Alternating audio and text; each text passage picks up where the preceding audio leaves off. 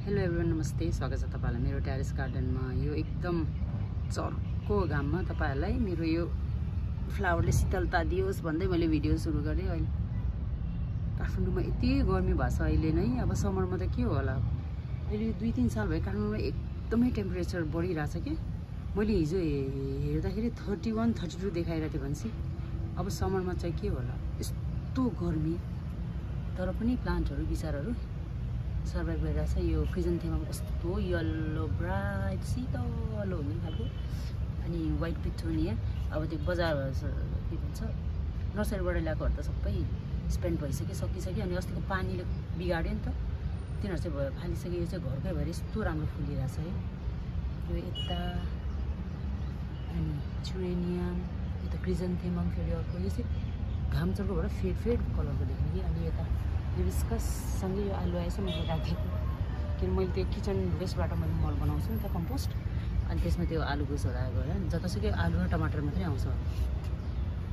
अनि यहाँ मेरो रोज, यो चाहिँ मैले जाडोमा गरेको थिएँ कि, मैले अलिक अर्ली भयो, छिटो भयो जस्तो छ यसको प्रुनिङ, त्यही भएर अहिले खासै राम्रो हुन्छ नि। अब यो फुलेर काटेपछि बल्ल राम्रो होला। यो चाहिँ यो नर्सरीबाट ल्याएको डग फ्लावर,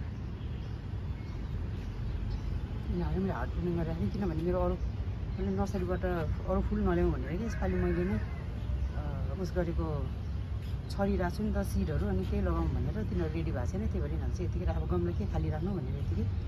अनि यो इन्द्रकमल भनौँ कि के भनौँ, यो चाहिँ कस्तो राम्रो फुलेछ होइन। कोपिलो हेर्नु कति बाक्लो हालेको। यो पहिला चाहिँ मैले एभ्री इयर यसको रुट प्रुनिङ अनि हार्ड प्रुनिङ गरेर राख्थेँ। यसपालि चाहिँ मलाई झ्याउ लाग्यो, ढिला भइगयो। अनि मैले यतिकै छाडिदिएको थियो, तर रुट प्रुनिङ गर्नु नहुने जस्तो लाग्यो। यस्तो बाक्लो कोपिला चाहिँ, यस्तो बाक्लो त मैले लगाइदिएको आएकै थिएन कि। यो चाहिँ मैले मेरो बहिनीको घरबाट ल्याएको। यस्तो मजाले कोपिलो यति बाक्लो हालेछ। यो सबै फुल्ने बेला त कति राम्रो छ। तर यसको एउटा नराम्रो के छ, पानी आउने बित्तिकै लुद्रुक भइहाल्ने कि। बास्ना कस्तो मन्द बास्ना आइरहेछ कि। चमेली हो कि इन्द्रकमल हो कि के हो, बास्ना चाहिँ कस्तो मन्द कस्तो मिठो आइरहेछ यसको चाहिँ मजाले भयो। त्यही अनि जेट प्लान्ट, यसलाई पनि प्रुनिङ गर्नु चाहिँ यसको सेप बिग्रिन लागिसकेको छ। अनि यहाँ हेर्नुहोस् न, यो कर्लिप्स कस्तो कलकलाउँदो, कति राम्रो भएको। अनि यता अर्को क्रिजन्थेमम, यो हाइब्रिडहरू चाहिँ सालमा 2 चोटि फुल्ने रहेछ कि। यिनीहरूलाई टाइममा मल अनि प्रुनिङ गरिदियो भने चाहिँ फुल्ने रहेछ। हाम्रो यो लोकलहरू चाहिँ यसरी फुल्दैन नि त, सालमा 1 चोटि मात्रै फुल्छ। अनि यो घरकै सिडबाट लगाएको डग फ्लावर। अनि यता हेर्नुहोस् न, पेन्टास यस्तो राम्रो फुलेको गुच्छा कि। तलको रातो चाहिँ अस्ति मैले सबै पिन्चिङ गरिदिएको, त्यसमा चाहिँ बल्ल कोपिला आउन सुरु भएको छ।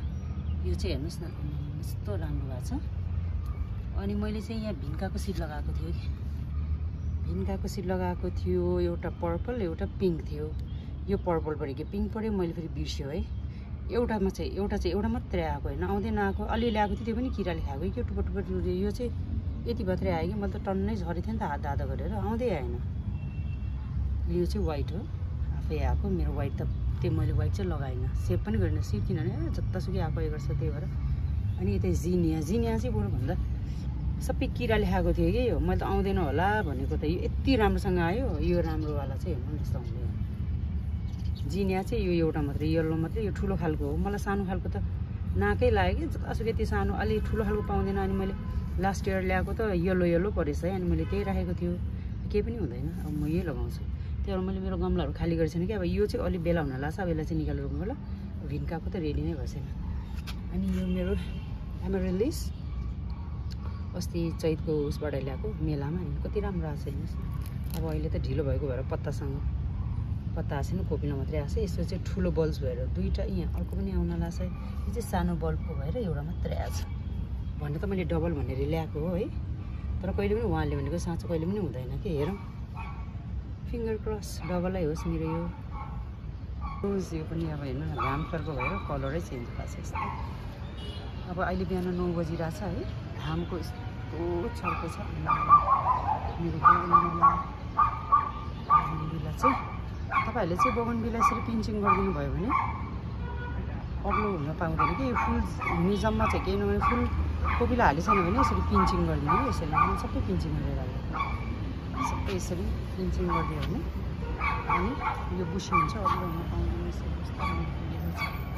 अनि यहाँ पनि मेरो मैले आफै लगाएको यो घरकै क्रिजन्थेमम सरी डग फ्लावर यो चाहिँ खुर्सानीसँग चाहिँ मलाई पिर परिसक्यो यसले अब यसलाई फाल्न पनि नसक्ने खुर्सानी पनि हेर्नु यस्तो डिस्टर्ब गरिरहेछ खुर्सानी त फल्न सुरु भइसकेछ किनभने यो मेरो त 3 वर्ष पुरानो हो नि अब यसलाई फाल्न पनि माया लाग्ने यसलाई देख्नु नि माया लाग्ने भइरहेछ मलाई यता अर्को डग फ्लावर मैले नै घरमा लगाएको घरको सिटबाट लगाएको घरमा लगाएको घरको सिटबाट यो येलो बोगनभिल यसलाई नि मैले अग्लो भएको थियो यसलाई नि मैले हार्ड प्रुनिङ गरिदिएँ यसरी यो चाहिँ लोकल क्रिजन्थेमम यसमा त केही छैन अब यो त तिहारमा मात्रै फुल्छ अनि यो व्हाइट बोगनभिला यो पनि मैले अस्ति फुलेको थियो अनि यसरी प्रुनिङ गरिदिएँ फलाइरहेछ अर्को बोगनभिला चाहिँ मजाले फुलिरहेछ यसरी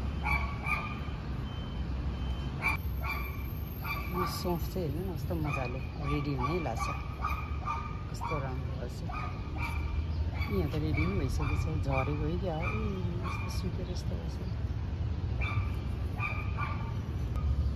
यहाँ तल चाहिँ भिन्का यो लास्ट इयरको मैले नखालिकन राखेको कस्तो झप्प फुलेको मैले बिहान पूजामा चढाएँ त्यही भएर अहिले चाहिँ यसो कलर कस्तो मिठो छ क्या यस्तो डार्क रानी भन्ने यो मेरो के भन्छ यो एभोकाडो पनि फुलेको थियो सबै झर्छ है क्या हेर्नुहोस् न झर्छ भनेर झरिसक्यो कि अहिले त फलै लाग्दैन जस्तो छ त्यति झर्छ यो अनि यो मेरो रातो जुरेनियम रेड जुरेनियम अब यिनीहरू फुल कम हुँदैछ फुल्न त फुल चाहिँ यतिकै हो अब धेरै चाहिँ फुल्दै व्हाइटमा चाहिँ कोपिलाहरू अझै हाल्दैछ है रेडमा चाहिँ अलिक कम भइसक्यो व्हाइटमा चाहिँ अझै हाल्दैछ यसरी